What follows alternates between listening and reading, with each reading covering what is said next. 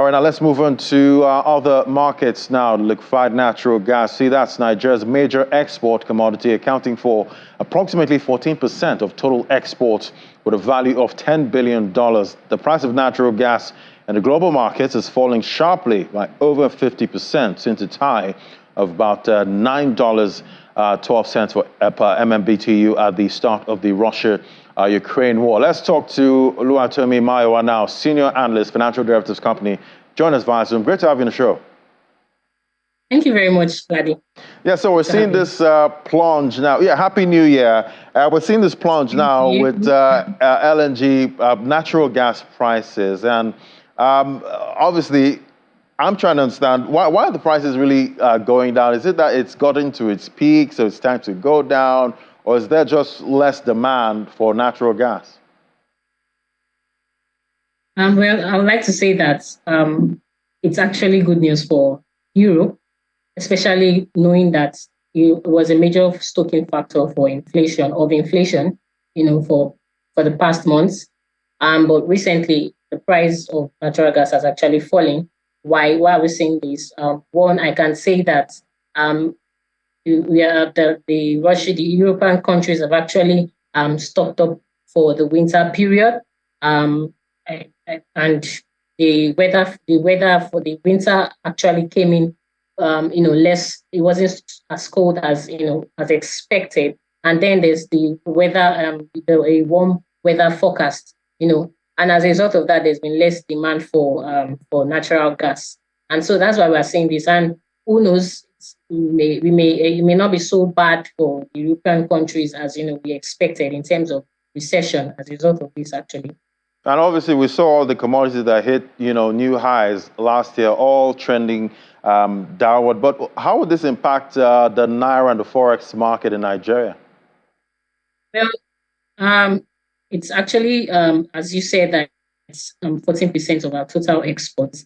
And as a result of that, if the price of the price of natural gas has actually fallen, that's going to lead to a decline in our external earnings because it's our second major export, right?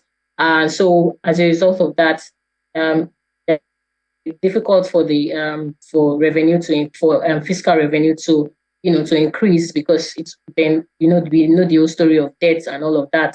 So it might be difficult for the federal government to finance its budget as a result of a lower revenue, because it's a major part of the government's revenue. And then it might be difficult also for the supply forex into the market. There could be forex restrictions. There could be forex rationing. And you know what that means? Manufacturers will have to, go to the parallel market to be able to get their dollars. And as a result of that, that will lead to high demand pressure. And definitely you see depreciation in the parallel markets too.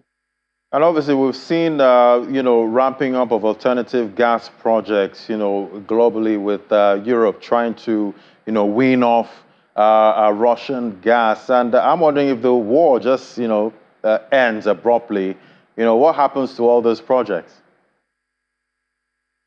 Yeah, if the war ends today, definitely what we'll see is the sanctions on the Russian economy, maybe lifted, and then the Russian economy, Russia will be able to actually export gas to Europe, and definitely that will lead to lower gas price, as compared to what it was before. And one thing we must not forget is that there's this transitioning to cleaner energy, right? And so as a result of that, there's still large market potential, or huge market potential for the demand for natural gas, because natural gas is actually a cleaner form of energy compared to other petroleum products like kerosene, coal, and all of that. So there's still that huge market potential for natural gas. So the demand will still be there. And obviously, I know, even though the war ends, the U.S. and its allies might not be, fond of Russia, even going forward. This definitely has a long-term, implications. But let's look at the price of cooking gas, in Nigeria. Obviously, cooking gas has been over 100% up, most of 2022. What are you seeing for 2023? Well, that's been increased investments in the industry in terms of production of cooking gas in Nigeria. I think as of last year, January, the NLNG said they were going to, Nigeria was going to be sufficient in terms of self-sufficient in terms of gas production. And that's cooking gas production actually. But we didn't see that because there was still imports of cooking gas. I think over about 50%, of what we consume is still being imported.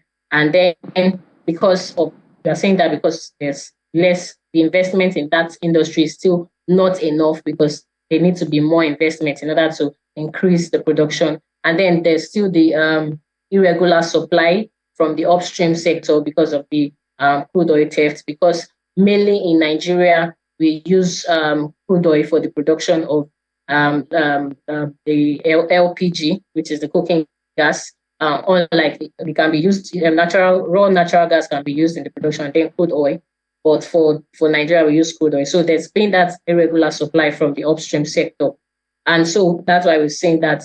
But then there'll be more companies coming into stream.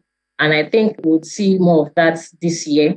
And so we would see that we'll see the increased production of cooking gas in Nigeria. But then I do not think that in 2023 we might be self-sufficient.